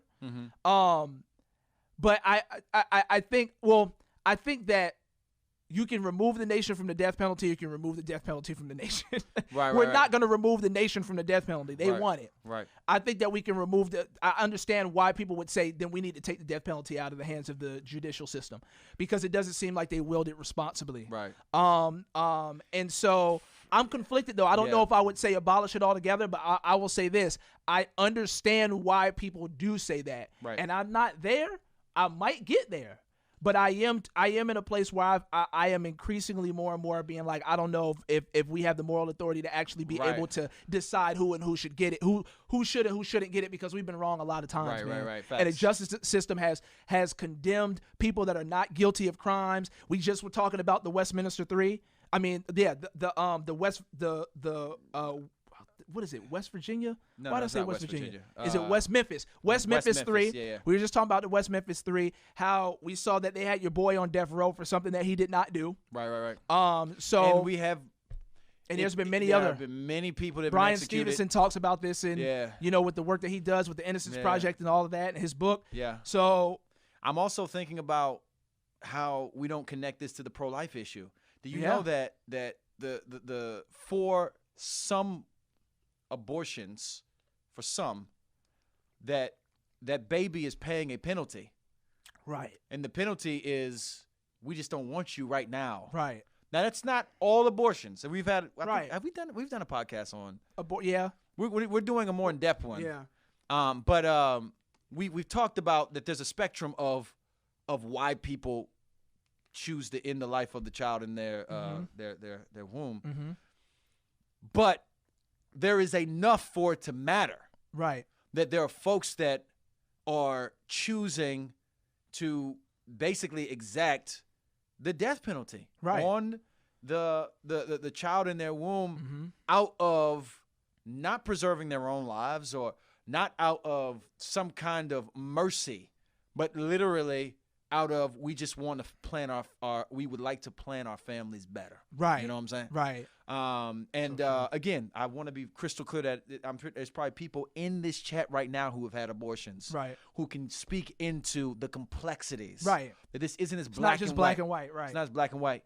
But I do want to appreciate that life in the womb is often not protected as it ought to be in our country. And this is the same government that is wielding the sword.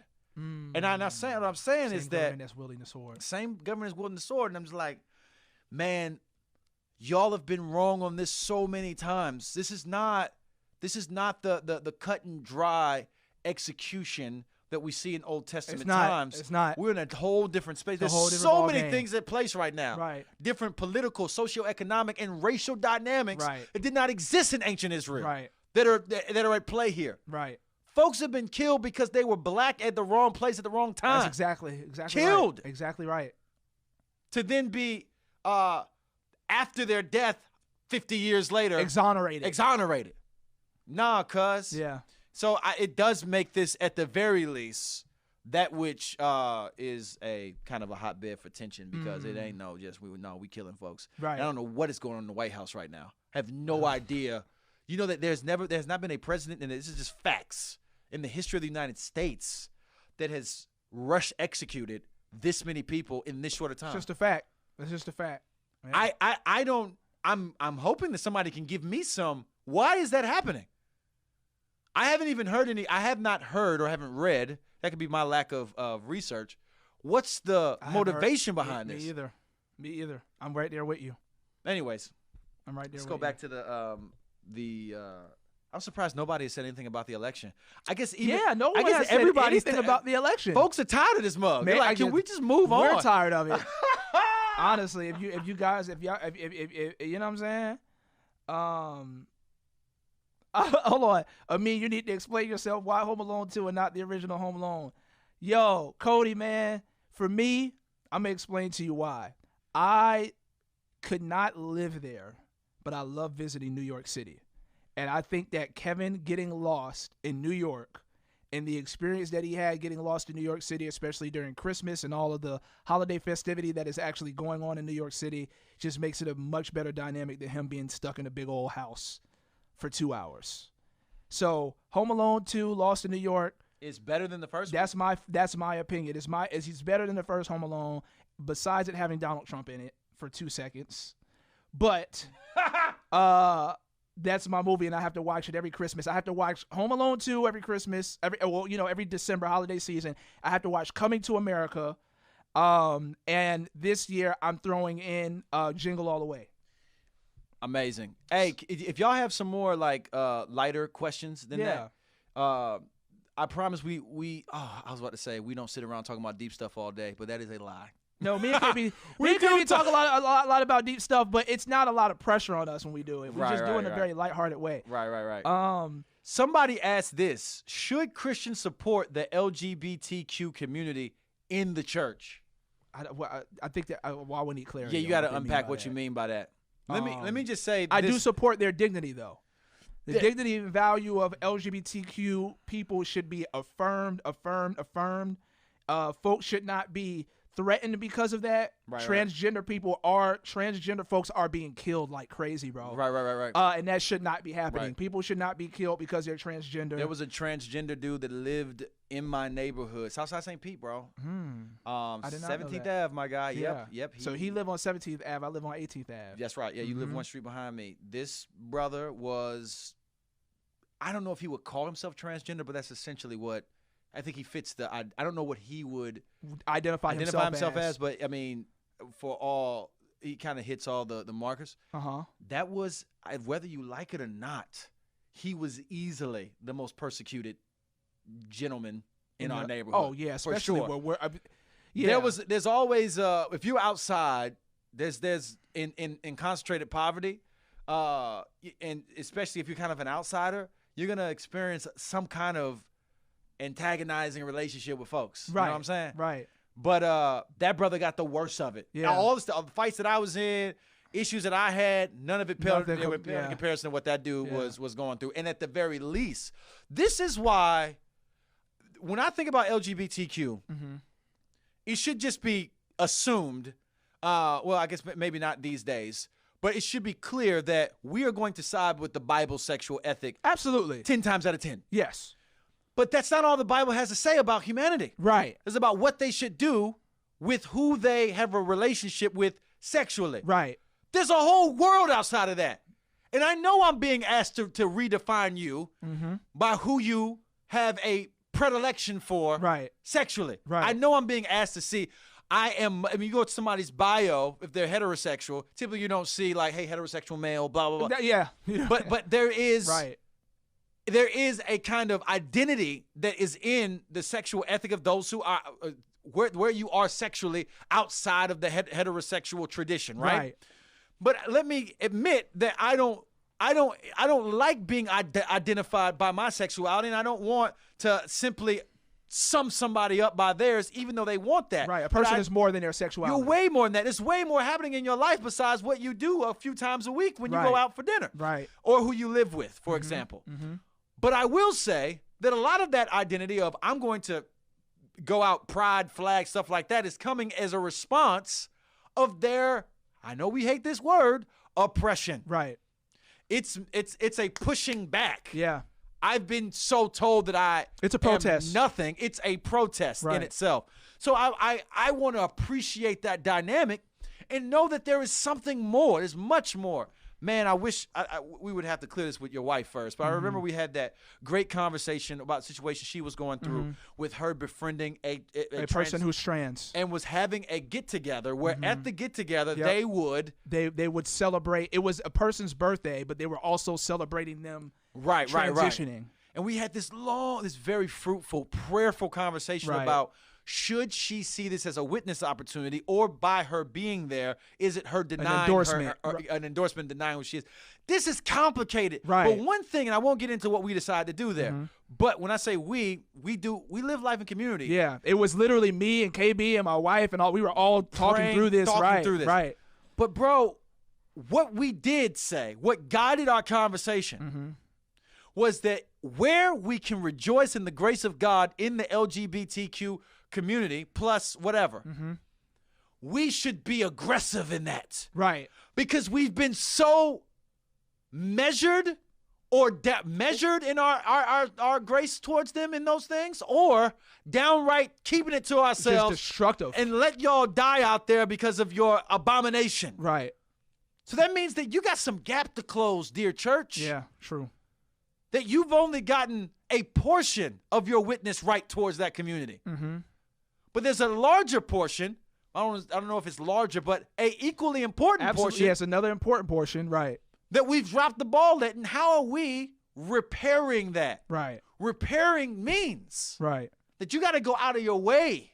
You got to be loving and present in ways that you weren't before. Right. To make up the difference. Right. Because as it stands, barring a miracle, Christ's gospel, which is a miraculous message. Amen. Hallelujah. That will rescue a sinner. Oh my goodness, I feel like preaching it right now. Right.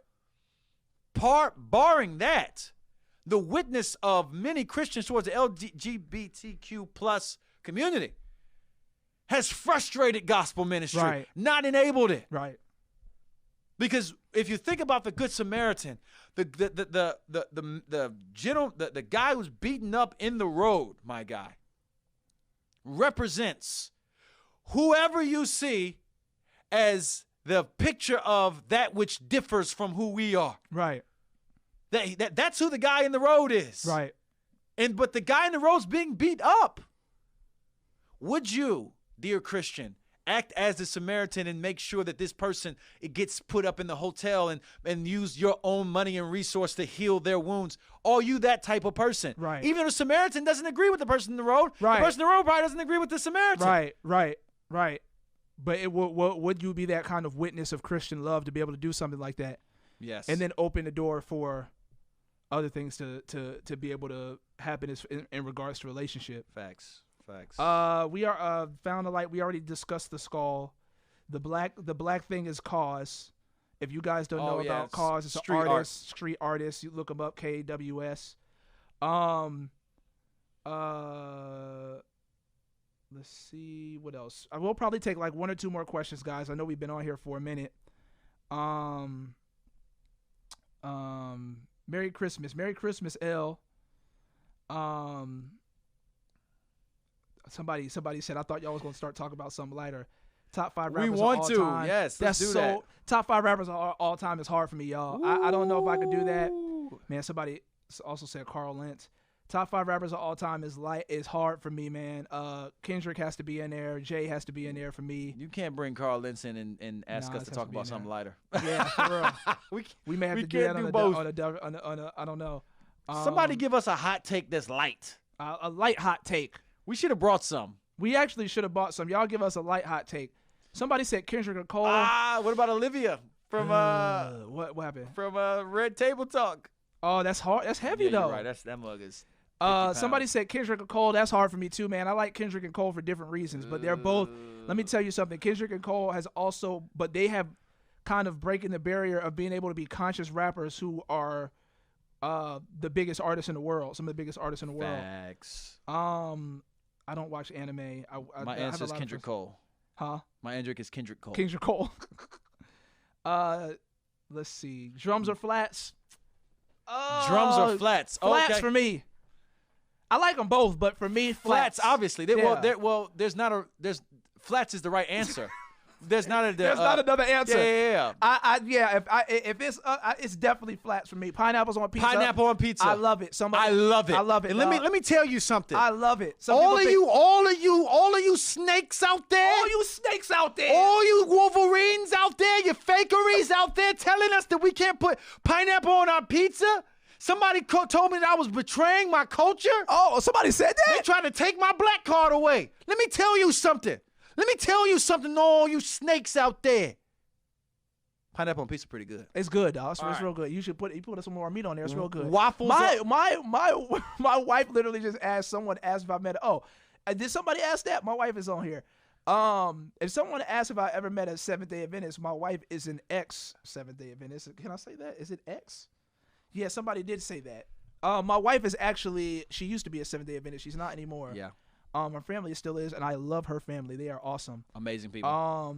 Let's see. And they like the podcast. They love the podcast. Yes.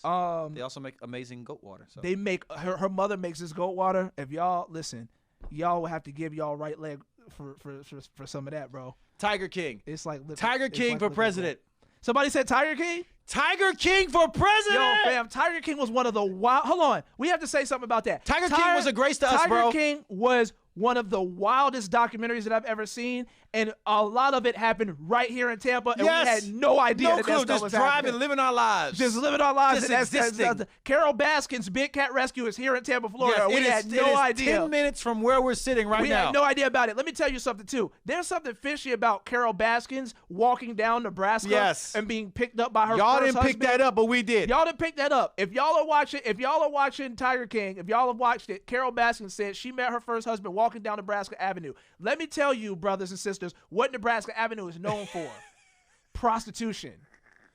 So when she said she was walking down Nebraska Avenue late at night, and he picked her up and got them a hotel room and all that stuff, there's a lot of fish in that story, bro. When I become president, the DOJ is going to look into that. That's the first thing on my agenda. Straight up. Because I think she killed her husband, bro. Listen.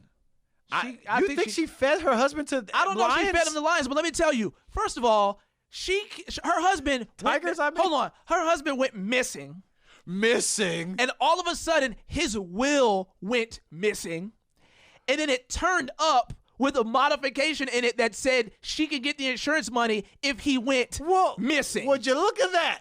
And the lawyer was like, I have never seen anybody put missing in in their will. And it just so happens that it turns up after he's missing. And it specifically says that she can get insurance money if he's missing? Yes. Nah, bro. That brother was perceptive. Right. He just had it. That brother had some In the case I go missing on a boat trip down in Nicaragua. Somewhere while I'm trying to happen to go missing in the next 2 weeks. Yeah, in the next 2 weeks. If I go missing the next 2 weeks while I'm driving my Lincoln Navigator down Miami, in the Keys, rather, sitting at a restaurant called Bahama Breeze. Bruh, she did that junk.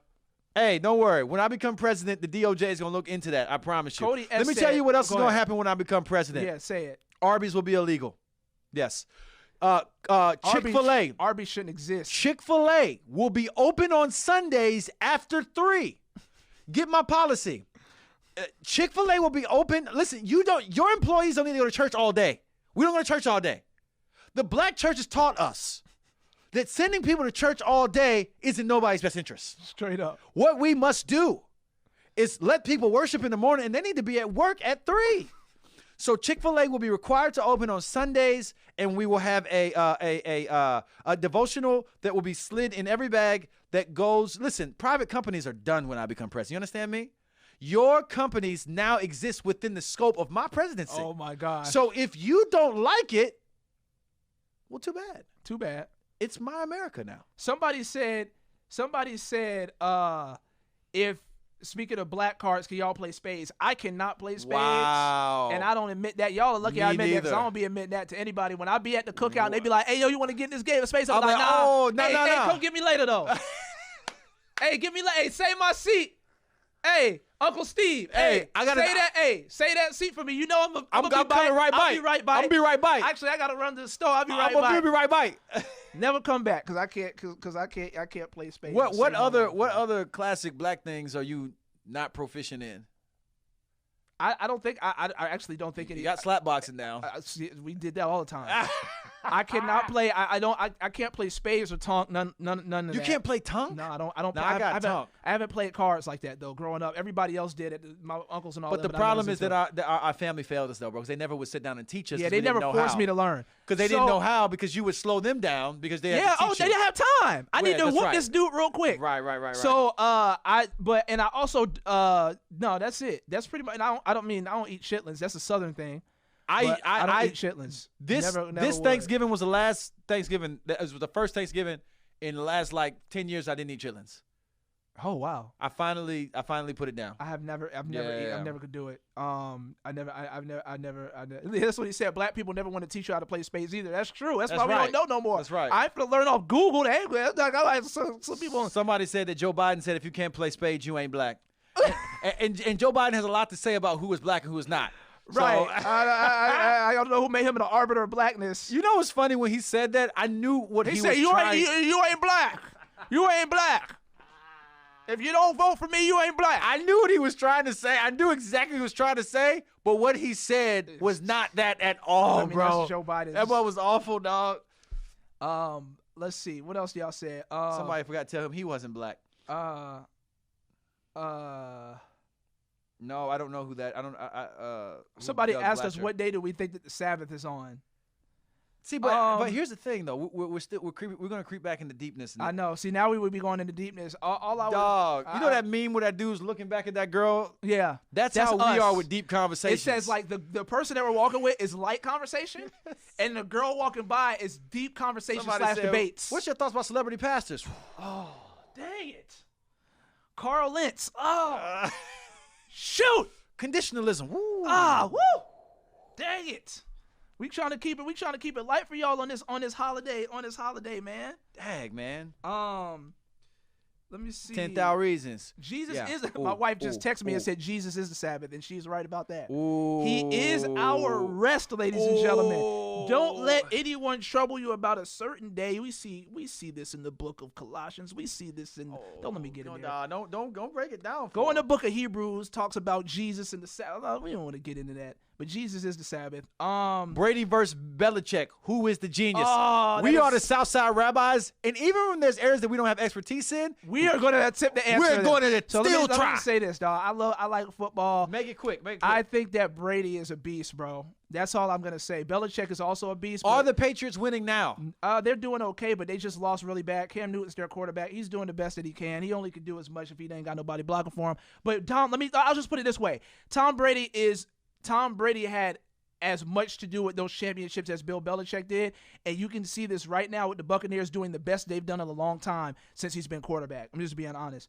Let's see. But I hear. Is there a way I can donate to you, Jalen? If you would like to donate to us, brother, you can join our Patreon. That would be a powerful,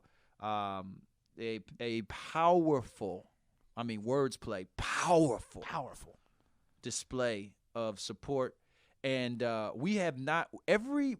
Let me just say this. Every dime so far that we have received from our patrons, which has been growing every month by God's grace. Thank you all so much. Even though we haven't been doing a good job promoting it. We should we need to be promoting it more. We have used every dime. We have basically saved every single dime. We haven't Honestly, we're letting y'all know we have not touched it. Haven't touched that money at all. We are reserving it for the things that we want to do next year. Because next year, we are looking to have a regular invitation for other people in our podcast. We hope to be something like Joe Rogan's setup. Right. Or Red Table Talk setup next year. We have some more people coming in. So we've laid the foundation with season 1, season 2. But season 3, fire! Cause we are leaving this set. We're getting a much bigger building. It's gonna be really big. We're gonna have all kinds of things happening. We're gonna have budget to fly folks out. We're gonna be doing more Zoom meetings. We're gonna be singing songs. We're gonna be breaking chains and healing the loss. No, KB is right, man. We got to plan on having a bigger setup, a bigger, better show. So we've just been letting support for the patrons just sit there, man, so we can do that and know that it's gonna be done because of y'all. Because of you. Because of y'all. Because of you. It's for real. It's for real because of y'all. And we love that. Mayweather versus Logan Paul is a disrespect and disgrace to the sport of boxing. Mayweather versus Logan Paul is a disrespect And a a slap in the disgrace. face. It's a disgrace to the sport of boxing. Yes. That's all I will say. And we bro. should boycott it. You know, I might march. Bro.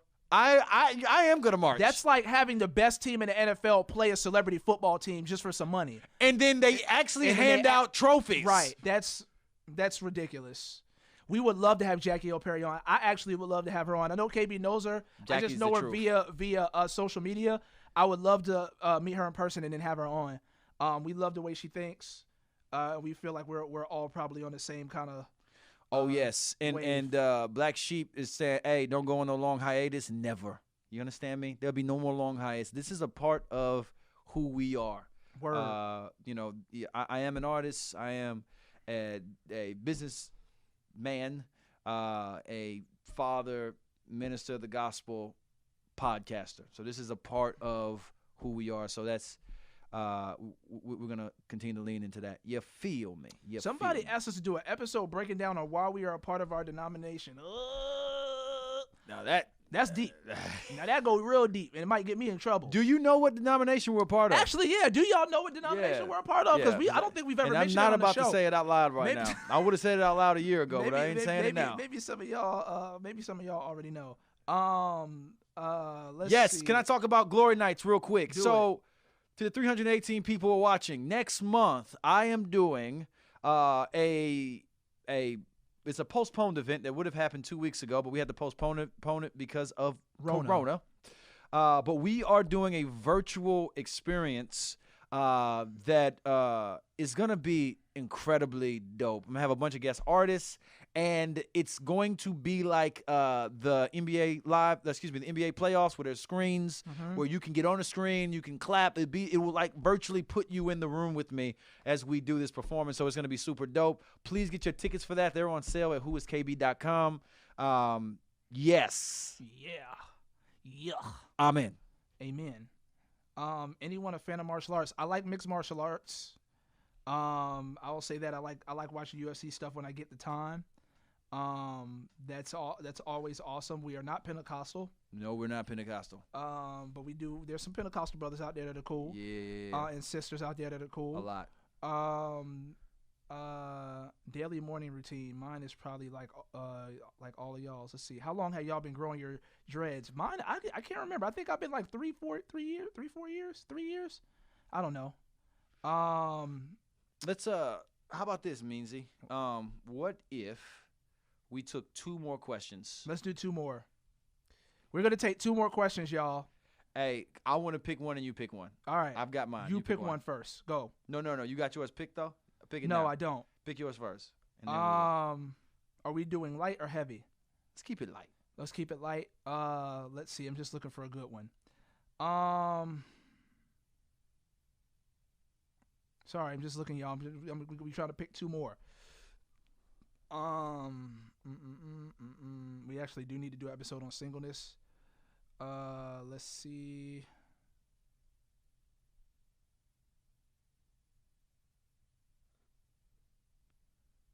Who is commenting for me? Is somebody on my management team on here? I keep seeing me. Yeah, I was like, are you commenting right now? Is someone from management on here? If so, let me know. That's crazy. Because I keep seeing myself comment. Yeah, I saw you put some flame emojis up, and I was like, For real? Did you do that? No, I don't even know how to log into my YouTube. Oh, okay. Let's see. Sorry, I'm gonna do. Come on, man, pick one, I'm bro. sorry, man. I'm just looking at. Man, there's so many questions I want to answer. I'm going to do the dang, who's my favorite sports player? I don't want to do that either. I'm just looking for some what are your thoughts on HBO Max dropping all the movies on stream? I don't know if some of y'all know about that. That's a good question. But Warner Brothers said that they're going to be dropping 17 films that would have came out in the theaters in 2021 on HBO Max the day they're supposed to come out. I actually think it is great for the consumer, and I understand why all of those actors are super mad. For real. Because they want their movies on the big screen. They want the box office money, and all of that. but I understand why HBO is going to do it. Somebody said, KB, you said yes, Die Hard is a Christmas movie. That is not you. That's Derek. I bet that's Derek. I think that somebody said HBO Max is tripping. Again, it depends on the perspective in which you sit from. If you are the consumer like me who has HBO Max, it is amazing. Yeah. But yes, if you are the directors, the writers, the actors, I can understand why you would be very, very upset. Yeah. If you've been working so hard to have a blockbuster movie be on the big screen and it's getting released straight to HBO Max, I can understand how problematic that is. I'm looking forward to seeing these films, but I can understand why the studio and directors and actors and everybody's in such a big fight over it. Yeah. But I mean, honestly, what's going on with COVID right now? Movie theaters are not making a lot of money. A lot of movie theaters have shut down. Yep. So people have to get creative with how they're going to do this. And unless they want to push movies back for 5 years, I don't know if they want to. I don't know what the solution would be. Nice. So go ahead. My question is the monolith. I want to.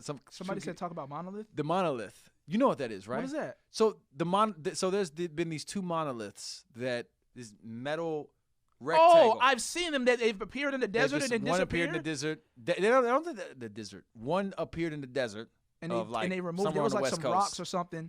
And then there was another one that just appeared, like I think in Europe somewhere. Is this not like Banksy though? Like it's not an artist doing pranks? It could be, but it does bring up it's gonna go deep again. Okay. I was gonna say, it brings up the conversation of life in other places outside of ours. Oh, okay. My man from Israel. Did you read that? No. What is going on? My man from Israel. I have not descended into the conspiracy rabbit hole. Guy. So there's a brother. He's a retired. This just in, KB with a report from the Conspiracy News Network. Breaking news. Kevin Elijah Burgess, we're going to go to him right now. He has breaking news about Monolith in Israel. Please tell us what is going on. First of all, you know what I'm talking about? We need answers. We need answers, and they ain't telling us stuff. They ain't telling. My man out of Israel, and we know Israel, that word's in the Bible. Hey, they hide stuff out here. Israel is in the Bible, bruh. And with Israel, the dude, he retired. He retired from top official. He had intelligence. He had a lot of intelligence. So he was an intelligence official. He was an intelligence official, and he retired. That brother came out. He came out last week. Talking about some. Donald Trump know the aliens out there. He said, hey. Hold on. Hey, say it again. He said what? He said Donald Trump know the aliens out there. He said Donald Trump know them aliens out there. Hold up. Let me tell you what he said. He said the aliens are among us. They among us, waiting. They waiting for us to be mature enough to interact without getting angry. And he also said that they don't have no animosity. Ain't no animus. They not animus. They like E.T. You know how E.T. was? E.T. phone home? That's how they work. That's how they is, cuz. They waiting, cuz. And that's the thing. Here's the thing. No, you are so dumb, dog. The aliens out there. No, but I'm dead serious. So bro. that's what they're saying. That literally is a story that's out right now from a top official from Israel. Man, if y'all don't, man. And these monoliths are paving the way, bro. Hey, so let me say this.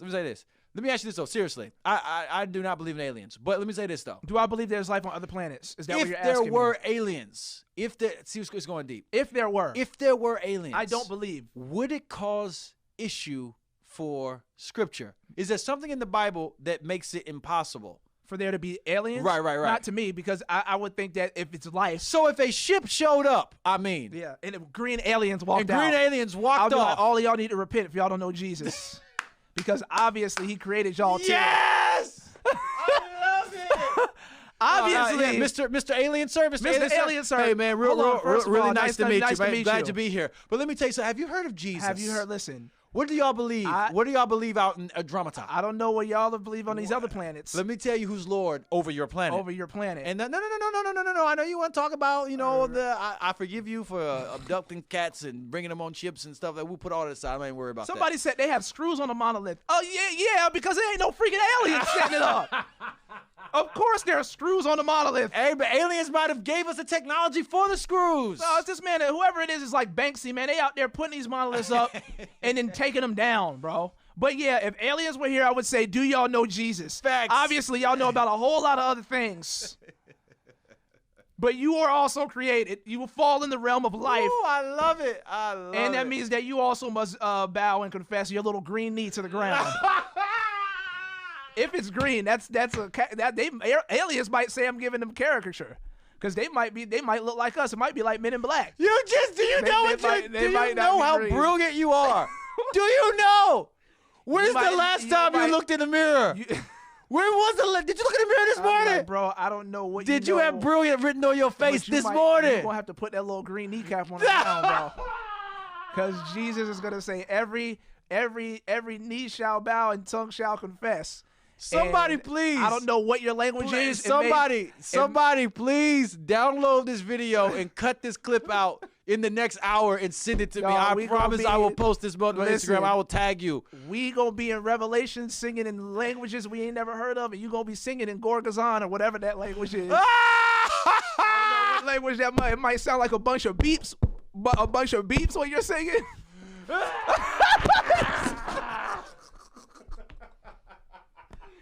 That bug might sound like a bunch of little beeps when you're singing, but you will be singing to the Lord, bro. I don't know what that bug is gonna. That's all I will say, bro. You are crazy. You're crazy. I'm just being honest. You are a twisted What else are you going to genius. tell them? Oh, God doesn't exist now? Y'all are God? That's what we're going to say? Oh, you must be God. That's what we're going to say. I can't take it. No. All right, cut it off. Okay, we love y'all. We love y'all. Man, we out. We got to go, cuz.